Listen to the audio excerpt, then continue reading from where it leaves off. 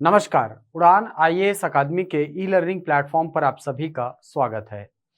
मैं हूं सुधीर वर्मा और इस वीडियो के अंतर्गत हम शिक्षक पात्रता परीक्षा 2019 के हिंदी के प्रश्नों को सॉल्व करेंगे।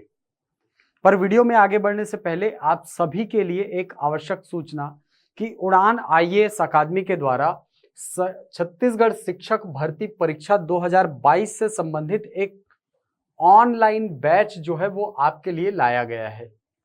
ये बैच पूर्णतः ऑनलाइन चलेगी और साथ ही इस बैच के सारे रिकॉर्डेड वीडियो आपको उपलब्ध कराए जाएंगे। इस बैच की और विशेषताओं की बात करें तो 3 सब्जेक्ट्स के साथ ये बैच प्रारंभ होगी, जिसमें गणित है, सामान्य हिंदी और बाल विकास एवं शिक्षा शास्त्र।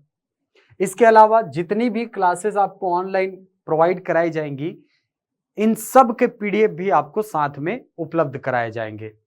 पूरे सिलेबस का आपको कवरेज कराया जाएगा। तो आपके लिए बहुत अच्छा मौका है, क्योंकि आगामी समय में आप सुन रहे हैं कि शिक्षक भर्ती की एक बड़ी भर्ती परीक्षा होने वाली है, जिसमें अनुमानतः लगभग 10,000 पद जो हैं ये अनुमानित हैं। ऐसा सुनने में आ रहा है कि 10,000 पद शिक्षक भर्ती से संबंधित आने वाले हैं। तो उसको ध्यान में रखते हुए ये बैच आपके लिए बहुत ही लाभदायक सिद्ध हो सकता है। यदि मैं सिलेबस की बात करता हूं तो सिलेबस 2 भागों में बटा हुआ है। कौन कौन से 2 भाग हैं तो समझिए।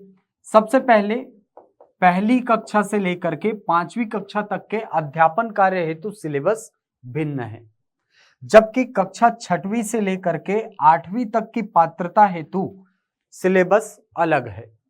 यदि मैं कक्षा पहली से लेकर के 5वीं तक के अध्यापन पात्रता की बात करूं तो इसमें आपको सिलेबस जो है ये 5 भागों में बटा हुआ मिलता है।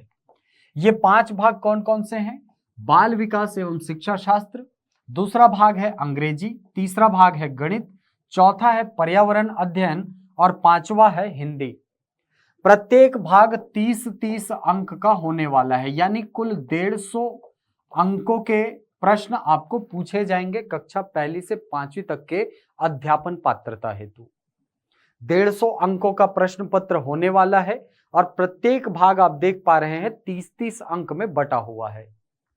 यदि मैं कक्षा 6वीं से लेकर के कक्षा 8वीं तक के अध्यापन पात्रता परीक्षा की बात करूं तो इसमें सिलेबस जो है वो आपको थोड़ा सा अलग मिलेगा। देखिए, इसके सिलेबस को 2 भागों में आप देख सकते हैं।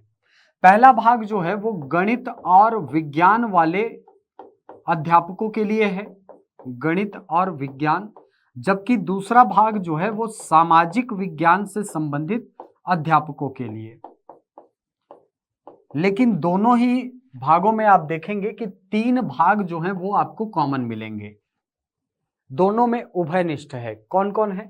तो सबसे पहले हिंदी है, बाल विकास एवं शिक्षा शास्त्र है और अंग्रेजी। 30-30 अंक के प्रश्न जो हैं वो दोनों ही भागों में आपको पूछे जाएंगे। यानी जो लोग गणित और विज्ञान में अध्यापन कार्य करना चाहते हैं वो अपना सब्जेक्ट सेलेक्ट करेंगे, लेकिन उनको 90 प्रश्न जो हैं वो इन 3 सेक्शन से पूछेगा। इसके अलावा जो चौथा भाग होगा वो गणित और विज्ञान मिलाकर के होगा, जिसके कुल 60 अंक आपको पूछे जाएंगे। 60 अंक के प्रश्न आपको पूछे जाएंगे, तो कुल 150 अंक का प्रश्न ये भी होने वाला है। यदि मैं सामाजिक विज्ञान की बात करूं तो सामाजिक विज्ञान के अध्यापन पात्रता हेतु 90 प्रश्न जो हैं वो आपको कॉमन सिलेबस से मिलेगा। हिंदी, बाल विकास एवं शिक्षा शास्त्र और अंग्रेजी, ये 90 अंक के प्रश्न आपको पूछे जाएंगे। इसके अलावा 60 अंक का जो प्रश्न है ये 6 छोटे छोटे भागों में बटा हुआ है। 6 भागों में बटा हुआ है। ये सामाजिक विज्ञान वाला सेक्शन है जो कि 6 भागों में बटा हुआ है। ये 6 भाग कौन कौन से हैं तो समझेंगे। सबसे पहले है भारतीय समाज। भारतीय समाज जो है यहां से आपके 4 अंक के प्रश्न आने हैं। इसके अलावा भारतीय इतिहास, इतिहास से आपको 20 अंक का प्रश्न पूछा जाएगा। इसके अलावा है संविधान, संविधान से आपको 8 अंक के प्रश्न पूछे जाएंगे। इसके अलावा भूगोल है, भूगोल आपको 8 अंक का पूछा जाएगा। इसके अलावा छत्तीसगढ़ वाला सेक्शन है, छत्तीसगढ़ से आपको 10 अंक के प्रश्न पूछे जाएंगे। इसके अलावा विभिन्न शैक्षणिक मुद्दे, ये 6वां भाग होगा, शैक्षणिक मुद्दे, जहां से आपके 10 अंक के प्रश्न बनेंगे। तो आप यहां से टोटल करेंगे तो 20, 20 और 16 36, 36 और 4 40, 40 और 10 50, 50 और 10 60। तो कुल 60 अंकों में ये जो सामाजिक विज्ञान का सेक्शन है ये बटा हुआ है। इसको आप इसी तरीके से तोड़ करके उसके वेटेज के हिसाब से तैयारी करेंगे और इसी वेटेज को ध्यान में रख करके हमने ये बैच जो है ये डिजाइन किया है। इसके अंतर्गत आपको सारे सब्जेक्ट जो है ये कवर कराए जाएंगे और प्रत्येक क्लास का आपको रिकॉर्डेड वीडियो भी उपलब्ध कराया जाएगा, जिसको आप जितनी बार भी चाहें देख सकते हैं। यदि आपको कहीं किसी टॉपिक पर कंफ्यूजन होता है तो आप बिल्कुल उस वीडियो पर जाइए और वहां से अपना डाउट क्लियर कर सकते हैं। तो इस बैच का लाभ उठाने के लिए आप दिए गए नंबरों पर संपर्क कर सकते हैं या आप चाहें तो 3 दिन का जो डेमो निःशुल्क होने वाला है आप उसको अटेंड कर सकते हैं। चलिए तो वीडियो प्रारंभ करते हैं। 2019 का जो पहला प्रश्न पत्र है यानी कक्षा 1 से 5वीं तक का जो अध्यापन कार्य के लिए पात्रता परीक्षा है उसके एक पेपर को हमने लिया है, जिसमें पहला प्रश्न आपको पूछा गया है कि पठन सीखना एक इंटरएक्टिव यानी अन्योन्याश्रित प्रक्रिया है क्योंकि इसमें शामिल होते हैं। ठीक, देखिए पठन का अर्थ होता है पढ़ना, पढ़ना सीखना एक इंटरैक्टिव यानी अन्योन्याश्रित प्रक्रिया है, यानी इस सीखने की प्रक्रिया में आप दूसरों पर आश्रित रहते हैं। क्यों आश्रित रहते हैं समझिएगा, क्योंकि केवल सामग्री के स्रोत शामिल होते हैं, यह आपको पहला ऑप्शन में दिया है। दूसरा ऑप्शन है कई तरह के लोग एवं सामग्री के स्रोत होते हैं, केवल कई तरह के लोग शामिल होते हैं या इनमें से कोई नहीं। तो इसका आंसर होगा कई तरह के लोग एवं सामग्री के स्रोत शामिल होते हैं। पढ़ने की प्रक्रिया जो है वो एक बहुत वृहद प्रक्रिया है।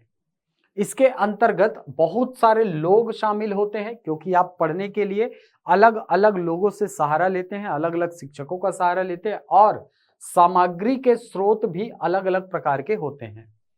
जैसे यदि मैं बात करूं बच्चों की, तो बच्चे जो हैं वो पठन सीखने के लिए पहाड़ा का सहारा लेते हैं।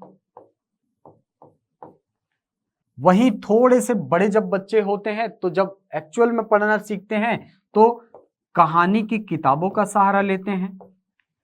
इस प्रकार से अलग अलग स्रोतों का प्रयोग किया जाता है। तो याद रखिएगा ये जो पठन सीखना या पढ़ना सीखना है वो एक अन्योन्याश्रित प्रक्रिया है। इस प्रक्रिया में आप दूसरों पर डिपेंड होते हैं। क्यों होते हैं? क्योंकि इस प्रक्रिया में आप अनेक प्रकार के लोगों से पढ़ना सीखते हैं, अनेक प्रकार की सामग्रियों का प्रयोग करते हैं इस पठन की प्रक्रिया में। तो आपका आंसर हो जाएगा ऑप्शन नंबर बी। अगला क्वेश्चन देखते हैं। अगला क्वेश्चन है इनमें से रमणीक का पर्याय नहीं है। रमणीक का अर्थ होता है जो रमण करने योग्य हो, जो सुंदर हो। ठीक, ऑप्शन है आपके पास समीरण, रम्य, सुहावना या मनोहर। तो इसका जो सही आंसर होगा वो होगा समीरण। समीरण का अर्थ जो है ये समीर से लिया जाता है और समीर का अर्थ होता है वायु या पवन, हवा। तो यहां से ये जो रमणीक शब्द है इसके अर्थ की भी उत्पत्ति नहीं होती है। तो आंसर क्या हो जाएगा आपका ऑप्शन नंबर ए। बाकी ऑप्शन को आप देखेंगे तो रम्य का अर्थ होता है रमण करने योग्य। दूसरा होता है सुहावना, सुहावना भी होता है, अर्थ होता है सुंदर, जो मन को मोह ले। मनोहर का अर्थ भी होता है मन का हरण करने वाला। चलिए अगला क्वेश्चन देखते हैं। पंचतंत्र की कथाएं किस कौशल विकास की दृष्टि से महत्वपूर्ण है? आपके पास ऑप्शन है भाषाई विकास एवं बोध विकसित करने की दृष्टि से, बच्चे की जिज्ञासा जागृत करने एवं कल्पना शक्ति विकसित करने की दृष्टि से, कहानी के पात्रों के भावों के संपर्क में आने से स्वानुभाव का विस्तार करने की दृष्टि से, या उपयुक्त तीनों सही है। तो देखिए, यदि मैं सबसे पहले ऑप्शन का निरीक्षण करूं तो कोई भी कहानी जो है, कोई भी कहानी जो बच्चे पढ़ते हैं वो भाषाई विकास और बोध विकसित करने की दृष्टि से महत्वपूर्ण होते हैं। इसीलिए बच्चों के सीखने की प्रक्रिया में हम सबसे पहले उनको कविताएं सिखाते हैं, कहानियां सिखाते हैं। तो भाषाई विकास बिल्कुल सही पॉइंट है। बोध विकसित करना, बोध भी उनमें विकसित होता है। कैसे बोध विकसित होता है? जैसे पंचतंत्र की कहानियां यदि आपने पढ़ी होंगी तो वहां पर आपने अधिकतर देखा होगा, कुत्ते के बारे में बताया है, लोमड़ी के बारे में बताया है, शेर के बारे में बताया है। इस प्रकार से अलग अलग पशुओं का आश्रय लिया गया है। तो यहां से उस बच्चे में बोध विकसित होता है कि कुत्ता जो होता है ये एक स्वामी भक्त पशु होता है, लोमड़ी जो है ये एक धूर्त पशु होती है, शेर जो होता है ये जंगल का राजा होता है, ताकतवर होता है। इस प्रकार से बोध विकसित करने में भी ये जो पंचतंत्र की कथाएं हैं वो सहायक हैं। दूसरा देखिए, बच्चे की जिज्ञासा जागृत करने एवं कल्पना शक्ति विकसित करने की दृष्टि से, बिल्कुल बच्चों में जिज्ञासा जागृत करने में भी पंचतंत्र की कथाएं या कोई भी कहानी जो है वो समान रूप से उपयोगी होती है। क्योंकि आपने देखा होगा कि जब बच्चे कहानी सुनते रहते हैं तो उस समय बोलते हैं अच्छा इसके बाद ये हुआ होगा, इसके बाद ये हुआ होगा, यानी उनमें जिज्ञासा का विकास हो रहा है। इसके अलावा कल्पना शक्ति, वो ये सोच पाने में सक्षम होते हैं कि इसके बाद का घटनाक्रम जो है वो क्या होगा। तो इस दृष्टि से भी ये महत्वपूर्ण है। कहानी के पात्रों के भावों के संपर्क में आने से स्वानुभव का विस्तार करने की दृष्टि से, इसीलिए आपने देखा होगा कि बच्चे कई बार कहानियां सुनते सुनते क्या होते हैं, बहुत ज्यादा विह्वल हो जाते हैं, डर जाते हैं, या बहुत ज्यादा प्रेम मगन हो जाते हैं, आंसू निकलने आते हैं।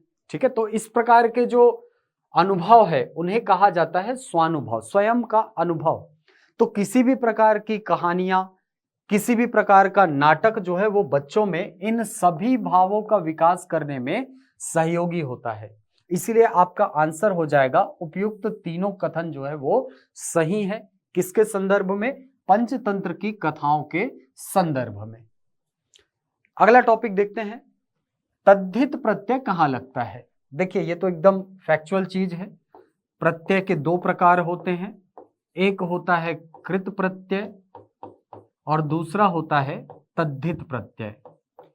यदि कोई प्रत्यय धातु अथवा क्रिया के साथ लगे तो उसे कहा जाता है कृत प्रत्यय, और जब धातु या क्रिया के साथ कोई कृत प्रत्यय मिल जाता है तो इससे बनने वाले शब्द को कृदंत कहा जाता है। वैसे ही यदि किसी संज्ञा, यदि किसी सर्वनाम या किसी विशेषण के साथ जो प्रत्यय जुड़ते हैं उसे हम कहते हैं तद्धित प्रत्यय, और संज्ञा, सर्वनाम या विशेषण के साथ यदि कोई तद्धित प्रत्यय जुड़ता है तो इससे जो नया शब्द बनता है उसे कहा जाता है तद्धितांत शब्द। तो यहां पर आपके ऑप्शन में क्या है, देखिए तद्धित प्रत्यय के बारे में पूछा है। क्रिया के अंत में नहीं, क्रिया के अंत में जो प्रत्यय लगता है उसको हम कहते हैं कृत प्रत्यय। संज्ञा के अंत में, बिल्कुल सही जवाब होगा, संज्ञा के अंत में जो प्रत्यय लगता है उसको हम तद्धित प्रत्यय कहते हैं। धातु के अंत में लगने वाली जो क्रियाएं हैं वो भी कृत प्रत्यय कहलाती हैं। उपयुक्त तो सभी ये भी नहीं होगा, तो आंसर हो जाएगा आपका ऑप्शन नंबर बी। अगला क्वेश्चन है, पढ़ना क्या है। प्रश्न का सही उत्तर क्या होगा। पढ़ना, पठन जो एक क्रिया है, सीखने की क्रिया, उसके संदर्भ में आपको प्रश्न पूछ रहा है। पढ़ना एक सीखने की क्रिया है। तो सबसे पहला ऑप्शन है भाषा अधिग्रहण का एक साधन है। बिल्कुल, जब आप पढ़ना सीखते हैं तो कहीं ना कहीं भाषाओं को भी अंगीकृत करते जाते हैं, उसके शब्दों को सीखते हैं, उसके व्याकरण को सीखने का प्रयास करते हैं। नई चीजें आपको सीखने को मिलती है भाषा के माध्यम से। तो भाषा अधिग्रहण का निश्चित रूप से एक साधन है पढ़ना।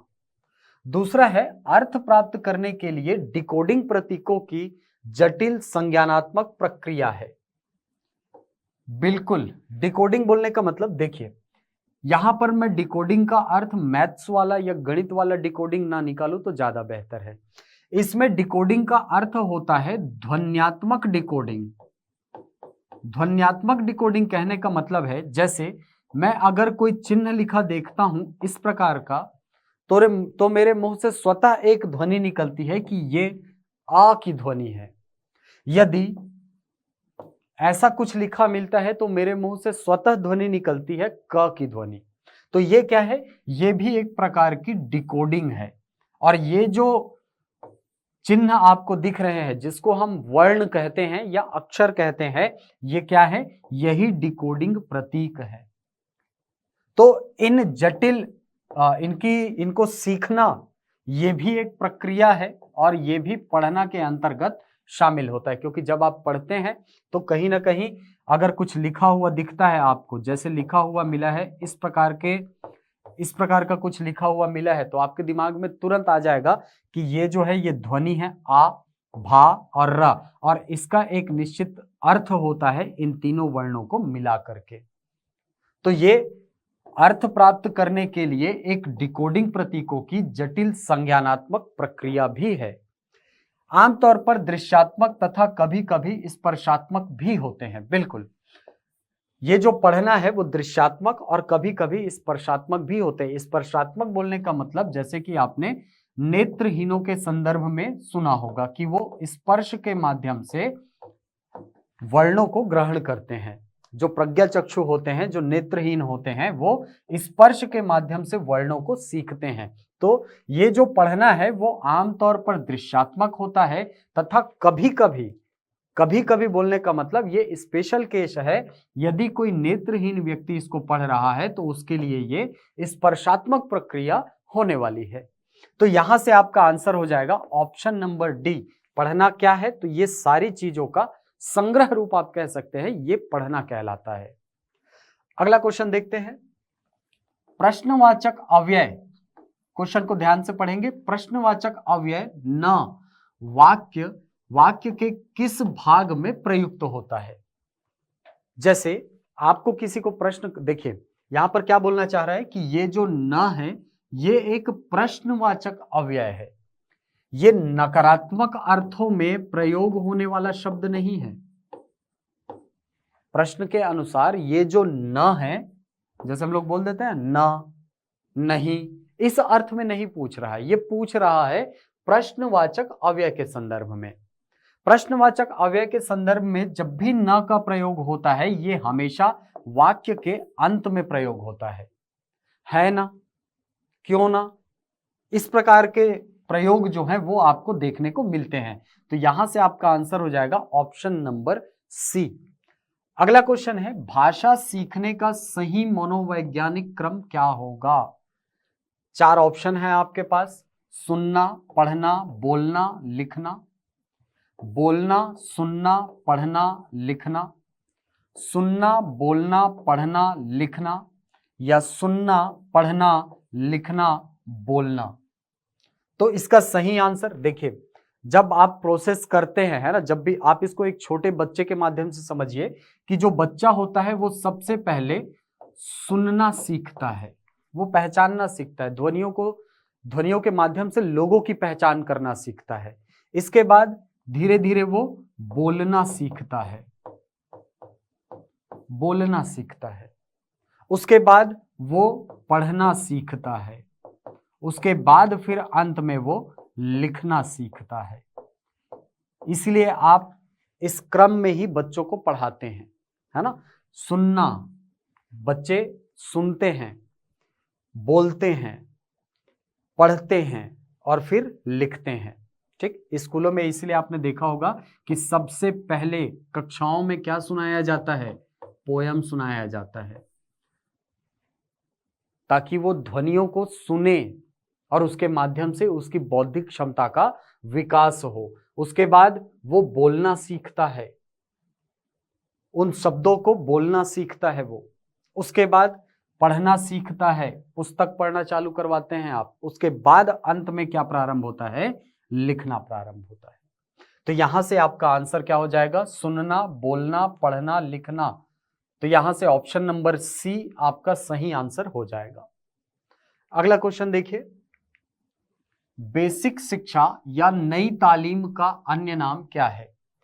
देखिए, ये जो बेसिक शिक्षा या नई तालीम है, ये महात्मा गांधी जी के दर्शन से लिया हुआ है।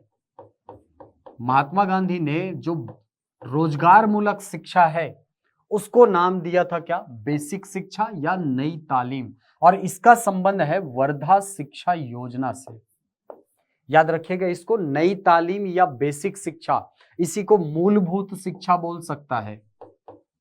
मूलभूत शिक्षा, तो मूलभूत शिक्षा जो है ये भी संबंधित है किससे? नई तालीम से। और नई तालीम जो है वो वर्धा शिक्षा योजना जो है इससे संबंधित है। अगला क्वेश्चन देखते हैं, मानसिक विकास के पक्ष कौन कौन से हैं? ऑप्शन है संवेग, बुद्धि, भाषा या उपरोक्त सभी। मानसिक विकास के अंतर्गत ये सारी चीजें आती है। संवेग भी आता है, बुद्धि भी आती है, भाषा भी आती है, और ये सारी चीजें जो है ये मानसिक विकास के पक्ष के अंतर्गत आते हैं। अगला क्वेश्चन देखिए, प्रयास एवं भूल द्वारा सीखने के लिए क्या आवश्यक है? तो प्रयास एवं भूल, ये जो सिद्धांत है ये थॉर्नडाइक के द्वारा दिया गया था। याद रखिएगा, थॉर्नडाइक जो है इसने दिया था सिद्धांत प्रयास एवं भूल द्वारा सीखना। और इसके अंतर्गत प्रेरणा है, बाधा भी है, निरर्थक प्रतिक्रियाएं, असल में इसको नाम दिया गया है निरर्थक अनुक्रियाएं। थॉर्नडाइक ने नाम दिया था निरर्थक अनुक्रियाएं। तो ये सारी चीजें जो है ये प्रयास एवं भूल द्वारा सीखने के लिए आवश्यक मानी गई है। अगला क्वेश्चन, मुहावरे के संदर्भ में निम्नांकित में से कौन सा कथन सही है? मुहावरे के संदर्भ में आपको पूछ रहा है। मुहावरे क्या होते हैं? जैसे देखिए, मुहावरे और लोकोक्तियों में अधिकांश हमको समस्या होती है पहचानने में, मुहावरा और इधर है लोकोक्ति। तो मुहावरे की अगर बात करूं तो मुहावरे जो होते हैं ये वाक्यांश होते हैं, जबकि लोकोक्तियां जो होती है ये पूर्ण वाक्य होती हैं। मुहावरे जो होते हैं ये सामान्य रूप से वाक्यों के साथ प्रयोग होते हैं, जबकि लोकोक्तियां जो हैं ये स्वतंत्र रूप से प्रयोग की जा सकती हैं। यदि उदाहरण रूप में देखूं तो मुहावरों का उदाहरण जैसे दांत खट्टे करना, दांत खट्टे करना, नाको चने चबाना, आंखों में पानी आना, ये सब क्या है? मुहावरे के उदाहरण होते हैं। जबकि लोकोक्तियों के उदाहरण की बात करूं तो जैसे अधजल गगरी छलकत जाए, ये क्या है? ना नौ मन तेल होगा, ना राधा नाचेगी। ये सब क्या है? ये सब लोकोक्तियों के उदाहरण हैं। तो आइए क्वेश्चन में वापस आते हैं। मुहावरे के संदर्भ में हमको पूछ रहा है कि कौन सा कथन सही है। सबसे पहले, यह स्वतंत्र वाक्य है? नहीं, ये स्वतंत्र वाक्य नहीं होता, ये वाक्य का अंश होता है जो वाक्यों के साथ प्रयोग किया जाता है। इसका क्षेत्र लोकोक्ति की तुलना में व्यापक होता है? बिल्कुल नहीं। लोकोक्तियां जो है ये जन रीतियों से चली आती हैं, इनमें अनुभव होता है, इसीलिए लोकोक्तियों का क्षेत्र भी अधिक व्यापक होता है। अगला है, सामान्यतः इसका संबंध किसी कथा अथवा चिर सत्य से होता है? नहीं, लोकोक्तियों के संबंध में यदि कहा जाए तो यह सही है कि क्योंकि लोकोक्तियों का संबंध किसी कथा अथवा चिर सत्य से होता है। चौथा कथन है यह वाक्यांश होता है? बिल्कुल, यही आपका आंसर होगा कि मुहावरे जो होते हैं वो वाक्यांश होते हैं। अगला क्वेश्चन, विद्या प्रवीण किस समास का उदाहरण है? तो विद्या प्रवीण का जब आप समास विग्रह करेंगे तो ये निकलेगा विद्या में प्रवीण। यानी जब समास की प्रक्रिया हुई थी और शब्द बना था विद्या प्रवीण, तो यहां पर दोनों शब्दों के बीच से एक कारक की विभक्ति का लोप हुआ था, जो कारक की विभक्ति क्या है, में। और हमको पता है कि में जो है ये अधिकरण का चिन्ह होता है। तो इस प्रकार जब भी कारक की विभक्ति का लोप होता है वहां पर तत्पुरुष समास होता है। और चूंकि अधिकरण का चिन्ह लोप हुआ है इसलिए ये कौन सा समास कहलाएगा, अधिकरण तत्पुरुष कहलाएगा। अगला क्वेश्चन, तुलसी के वास्ते ही जैसे राम ने अवतार लिया, इस वाक्य में कौन सा कारक है। देखिए यहां पर कारक चिन्ह जो है तुलसी के वास्ते, इसको आप के लिए भी बोल सकते हैं, और जब मैं के लिए बोलता हूं तो ये संप्रदान का चिन्ह होता है। आपको याद होगा तो कर्ता ने कर्म को करण से संप्रदान के लिए, यही आपको पूछ रहा है कि तुलसी के वास्ते ही जैसे राम ने अवतार लिया, इस वाक्य में कौन सा कारक है, तो संप्रदान कारक हमको दिखाई पड़ रहा है। चलिए अगला क्वेश्चन है, संज्ञा के जिस रूप से संख्या का बोध होता है उसे क्या कहते हैं। तो संज्ञा के जिस रूप से संख्या का बोध होता है उसे हम कहते हैं वचन। ठीक, आपको पता होगा हिंदी में दो प्रकार के वचन होते हैं, एक वचन होता है और दूसरा बहुवचन होता है। एक वचन संज्ञा का वह रूप है जो ये बताता है कि संज्ञा जो है वो संख्या में कितनी है, एक है। वहीं जब कोई शब्द एक से अधिक का बोध कराए तो उसे हम कहते हैं बहुवचन। तो यहां से आपका आंसर हो जाएगा ऑप्शन नंबर ए, वचन।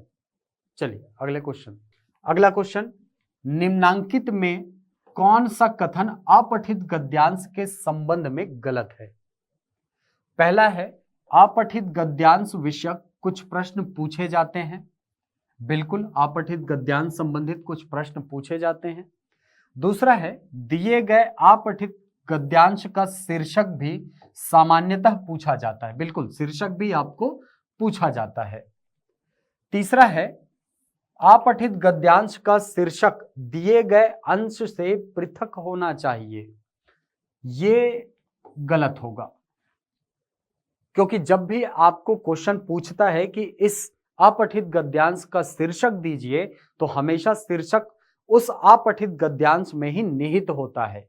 एक केंद्रीय भाव होता है जिसके इर्द गिर्द पूरी रचना लिखी जाती है, और यही केंद्रीय भाव क्या कहलाता है, इसे ही हम शीर्षक कहते हैं। तो तीसरा कथन जो है वो उपयुक्त नहीं है अपठित गद्यांश के संदर्भ में। चौथा देखिए, दिए गए अपठित गद्यांश के कुछ अंशों के भाव स्पष्ट करने संबंधी प्रश्न भी सामान्यतः पूछे जाते हैं। बिल्कुल आपने देखा होगा कि अपठित गद्यांश में कहीं कहीं पर शब्दों को अंडरलाइन कर दिया जाता है और पूछा जाता है कि इस वाक्यांश का या इस वाक्य का निहितार्थ क्या है, इसका अर्थ क्या है। तो आप इसका आंसर क्या हो जाएगा, ऑप्शन नंबर सी। बहुत ही आसान क्वेश्चन था।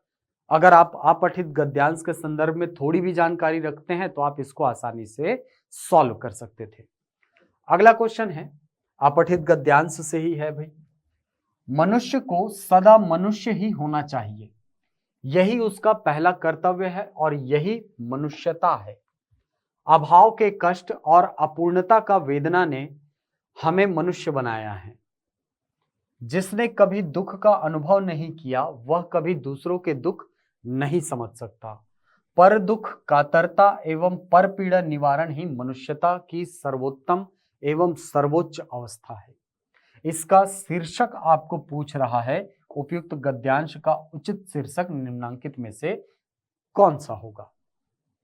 तो देखिए शीर्षक निकालने के दो तरीके हो सकते हैं। या तो आप उस कथन को बार बार पढ़िए, बार बार पढ़ने के बाद आपको उसका केंद्रीय भाव जब समझ आता है तो वही केंद्रीय भाव क्या होता है, शीर्षक होता है। दूसरा तरीका यह होता है कि आप उस कथन को या उस स्टेटमेंट को बार बार पढ़ें और जो शब्द सबसे ज्यादा रिपीट हो रहा है, भाव देने वाला शब्द जो बार बार रिपीट हो रहा है, उसको भी आप शीर्षक के रूप में ले सकते हैं। तो यहां पर आप देखेंगे कि मनुष्य को सदा मनुष्य ही होना चाहिए, यही उसका पहला कर्तव्य है और यही मनुष्यता है। तो मैं मनुष्यता शब्द को मान करके चल रहा हूं कि यही क्या होगा, इसका शीर्षक होगा। अभाव के कष्ट और अपूर्णता की वेदना ने हमें मनुष्य बनाया है। जिसने कभी दुख अनुभव नहीं किया वह कभी दूसरों के दुख को नहीं समझ सकता। पर दुख, कातरता एवं पर पीड़ा निवारण ही मनुष्यता की सर्वोत्तम एवं सर्वोच्च अवस्था है। तो यहां पर मुझे ये जो मनुष्यता शब्द है ये बार बार मिल रहा है, इसीलिए मैं शीर्षक में इसी के साथ जाऊंगा। और आपको बता दें कि 2019 में टेट के एग्जाम में यही आंसर आपको मिलेगा, यही लिया हुआ है आंसर। ठीक, चलिए अगला क्वेश्चन है, रचना के अनुसार वाक्य के कितने भेद हैं? तो रचना के अनुसार वाक्य के 3 भेद होते हैं। पहला होता है सरल वाक्य, दूसरा होता है मिश्र वाक्य और तीसरा होता है संयुक्त वाक्य। ये रचना के आधार पर वाक्य के प्रकार है। यदि आपको शब्द के प्रकार पूछे रचना के आधार पर तो वो भी 3 प्रकार के हैं, रूढ़ शब्द, यौगिक शब्द और योग रूढ़ शब्द। तो याद रखिएगा, अगर इस प्रकार का क्वेश्चन आता है रचना के आधार पर शब्द के प्रकार या रचना के आधार पर वाक्य के प्रकार, तो 3 ही आंसर होता है। ठीक, तो आंसर हो जाएगा ऑप्शन नंबर ए। अगला क्वेश्चन, स्कूल जाने से पहले बच्चे क्या सीख चुके होते हैं? तो स्कूल जाने से पहले बच्चे क्या सीखते हैं? बोलना, लिखना, पढ़ना, उपयुक्त तीनों। तो इसका आंसर होगा बोलना सीख जाते हैं। ठीक है, क्योंकि अधिकांश अवस्थाओं में आप देखेंगे कि लिखना और पढ़ना ये प्रत्येक स्थिति में संभव नहीं होता है। ठीक है, हालांकि आजकल बच्चे जो है वो उनको उनके पेरेंट्स तैयार जरूर कर देते हैं पढ़ने के लिए, लिखने के लिए, लेकिन बोलना जो है ये बहुत ही सामान्य अवस्था है।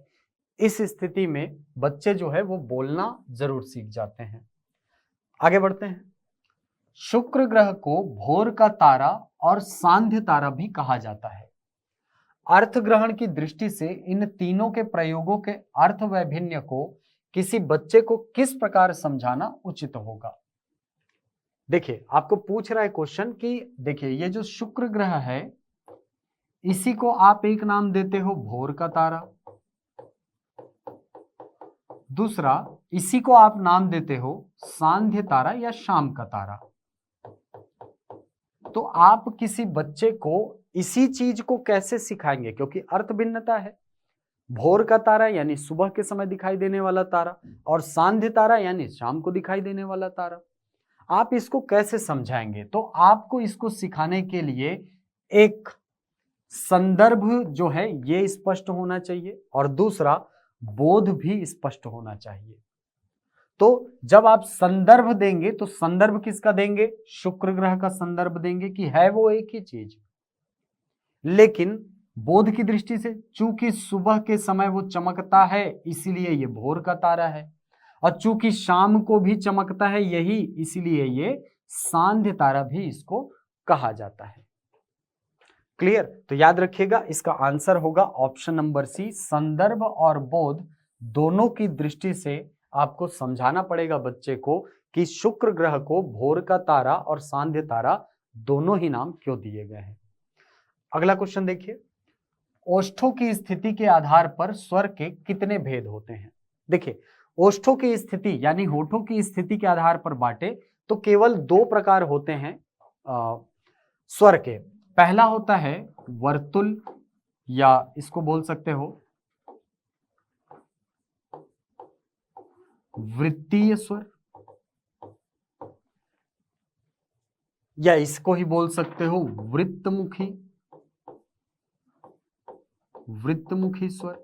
ऐसे स्वर जिनका उच्चारण करते समय आपके होंठ गोलाकार संरचना बनाते हैं उनको कहा जाता है वृत्तीय या वृत्तमुखी स्वर। इसके अंतर्गत आने वाले स्वर कौन है? उ, ऊ, आओ और आओ। ये 4 स्वर जो हैं ये वृत्तीय या वृत्तमुखी स्वर के अंतर्गत आते हैं। इसके अलावा दूसरा जो है वो आवृत्तमुखी स्वर कहलाते हैं, और आवृत्तमुखी स्वर के अंतर्गत आते हैं आ, ई, री और आएगा आपका ए, ऐ। ये सभी स्वर जो है ये आवृत्तमुखी स्वरों के अंतर्गत आते हैं। तो विभाजन जो है ये कितने प्रकार का है? 2 प्रकार का है, ओष्ठों की स्थिति के आधार पर। तो ऑप्शन बी आपका सही आंसर हो जाएगा। अगला क्वेश्चन है, परात किस भाषा का शब्द है? तो ये तो देशज विदेशज शब्दों से क्वेश्चन आपको पूछा गया है।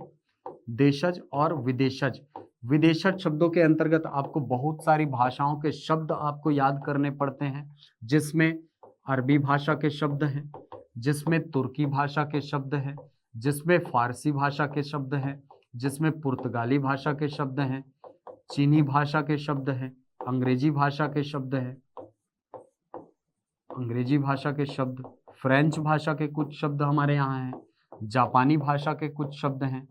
तो इसी के अंतर्गत आप पढ़ेंगे कि ये जो परात शब्द है ये पुर्तगाली भाषा के शब्द के अंतर्गत आता है। यानी हिंदी में ये जो परात शब्द है ये कहाँ से आया है? पुर्तगाली भाषा से आया है। इसके अलावा और कौन सा शब्द आया है? तो याद रखना, अलमारी, बाल्टी, चाबी, दरवाजा, तंबाकू, बग्घी, ये सारे जो शब्द हैं वो पुर्तगाली भाषा से आए हुए हैं। अगला क्वेश्चन, निम्नलिखित वाक्यों में भाववाचक संज्ञा किसमें है? ठीक है, आपको वाक्य दिए हुए हैं 4, इसमें से आपको पहचानना है कि किसमें भाववाचक संज्ञा निहित है। पहला है, पश्चिम बंगाल एक सुंदर राज्य है। बहुत सारे लोगों ने इसी को आंसर लगाया होगा। क्यों लगाया होगा? क्योंकि यहाँ पर सुंदर शब्द जो है ये हमको भाव के रूप में दिख रहा है, लेकिन भाववाचक संज्ञा में जब भी विशेषण से आप भाववाचक संज्ञा जब बनाओगे तो अंत में ता लगा होगा। जैसे सुंदरता, कुरूपता, है ना, गुण को जब भी बताना होता है भाववाचक में तो वो हमेशा अंत में ता लगा होगा। तो सुंदर शब्द जो है ये एक विशेषण है, ना कि भाववाचक संज्ञा। अगला क्वेश्चन है, छोटा नागपुर में लोहे के भंडार हैं, इसके अंतर्गत भी नहीं है।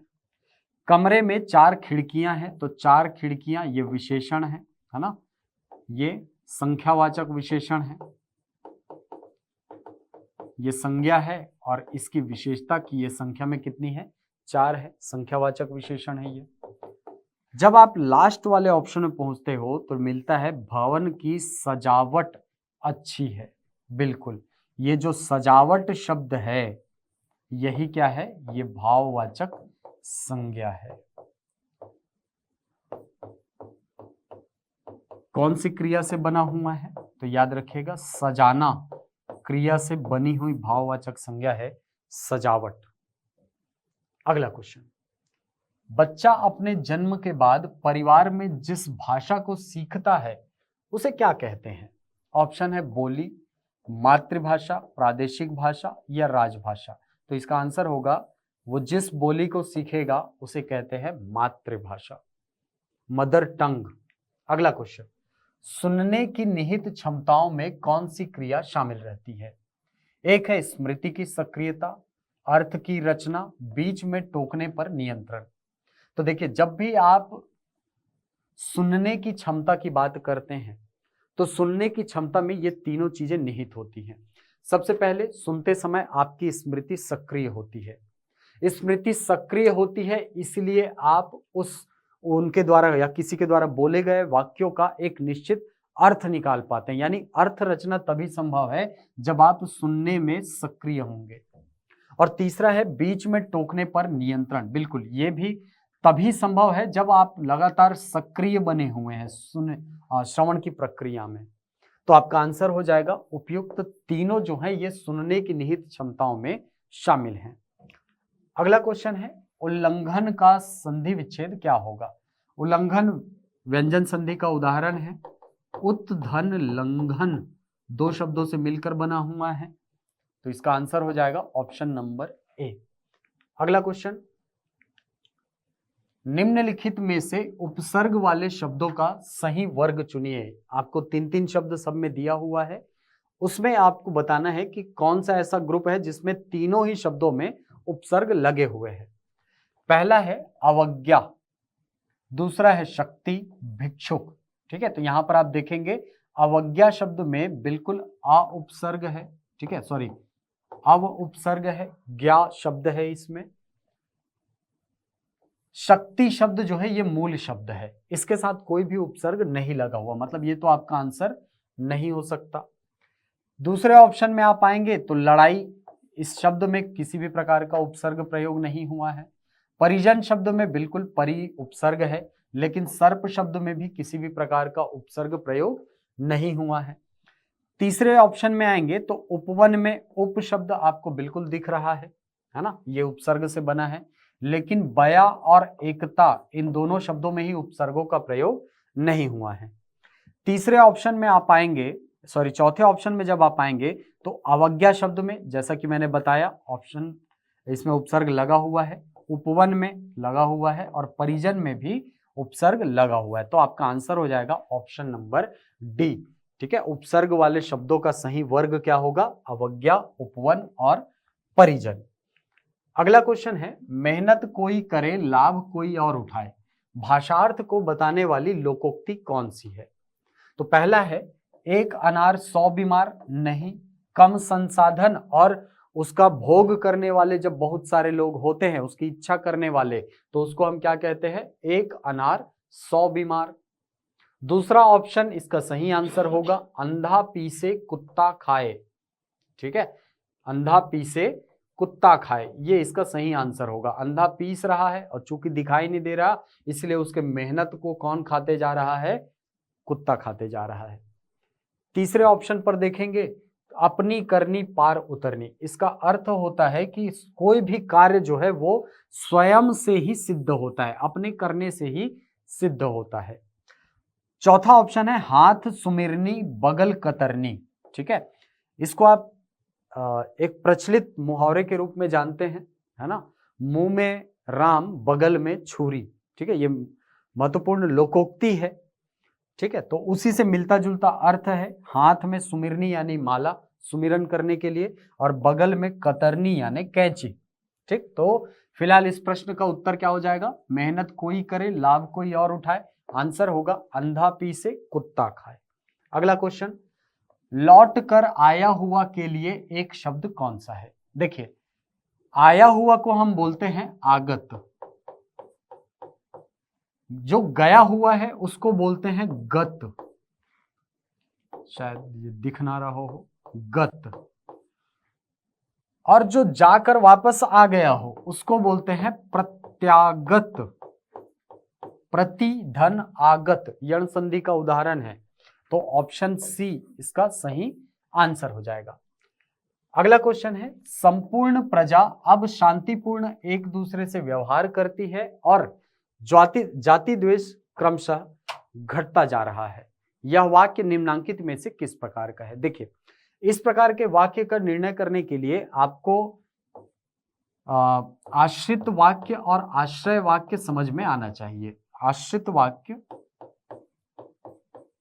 और आश्रय वाक्य। आश्रित वाक्य वे वाक्य होते हैं जो दूसरे वाक्य पर निर्भर होते हैं, जबकि आश्रय वाक्य ऐसे वाक्य होते हैं जो स्वयं दूसरे वाक्यों को आश्रय प्रदान करते हैं। तो यहां पर मैं अगर बोलूं कि वाक्य नंबर 1 पर वाक्य नंबर 2 जो है ये डिपेंड कर रहा है, तो उस स्थिति में ये आश्रित वाक्य होगा और ये वाला वाक्य कहलाएगा आश्रय वाक्य। यदि आप इस वाक्य को ध्यान से पढ़ेंगे तो क्या लिखा है? संपूर्ण प्रजा अब शांतिपूर्ण एक दूसरे से व्यवहार करती है और जाति द्वेष क्रमशः घटता जा रहा है। तो वाक्य को अगर आप देखेंगे तो जो पहला वाक्य है वो है आश्रय वाक्य, सॉरी, पहला वाक्य जो है वो आश्रय वाक्य है और दूसरा वाक्य जो है वो आश्रित वाक्य है। जब भी आश्रय वाक्य और आश्रित वाक्य आपको किसी एक ही वाक्य में मिले तो वहां पर हमेशा मिश्र वाक्य होता है, याद रखिएगा, हमेशा मिश्र वाक्य होता है। कब होता है? जब आश्रय वाक्य और आश्रित वाक्य दोनों ही उपलब्ध हो। तो ये जो और शब्द है और अव्यय है, इसके बाद वाला जो कथन है वो पहले वाक्य पर निर्भर है, इसलिए यहां पर जो वाक्य होगा वो कैसा होगा? मिश्र वाक्य होगा। अगला क्वेश्चन, संज्ञा या विशेषण से बनने वाली क्रिया को क्या कहते हैं? तो संज्ञा या विशेषण से बनने वाली क्रिया को नाम धातु क्रिया कहते हैं। जैसे बात से बनता है बतियाना, लात से बनता है लतियाना, लाठी से शब्द बनता है लठियाना, हाथ से शब्द बनता है हथियाना। इस प्रकार के शब्दों को हम क्या कहते हैं? इस प्रकार के शब्दों को हम नाम धातु क्रिया कहते हैं। तो ये थे शिक्षक पात्रता भर्ती परीक्षा से संबंधित हिंदी भाषा के कुछ महत्वपूर्ण प्रश्न। आशा करता हूं ये वीडियो आपको पसंद आया होगा। यदि वीडियो पसंद आए तो इसे लाइक करें, शेयर करें, यूट्यूब पर कमेंट करें, अपना उत्तर दें। मिलते हैं अगली कक्षा में कुछ नई जानकारियों के साथ। तब तक के लिए धन्यवाद।